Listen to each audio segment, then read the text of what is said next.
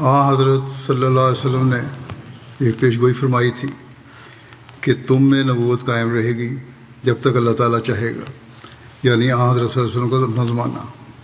فرمایا پھر اس کو اٹھا لے گا اور خلافت اللہ منہاج نبوت قائم ہوگی، اور پھر اللہ تعالیٰ جب چاہے گا اس نعمت کو بھی اٹھا لے گا، پھر اس کی تقدیر کے مطابق اظہار ساں بادشاہت قائم ہوگی جس سے لوگ دل گرفتہ ہوں گے اور تنگی محسوس کریں گے۔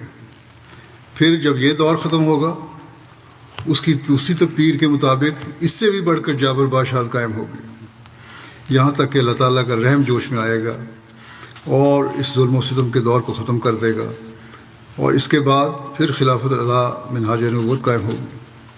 اور یہ فرما کر آپ خاموش ہو گئے۔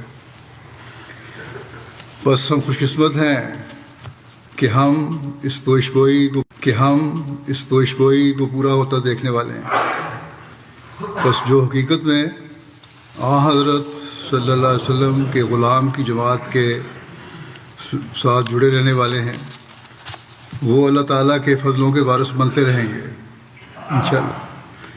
ہم دیکھتے ہیں کہ حضرت مسیح علیہ السلام کی بعثت کے بعد سے جو خلافت کا نام نہاد تصور مسلمانوں میں قائم تھا وہ بھی ختم ہو گیا۔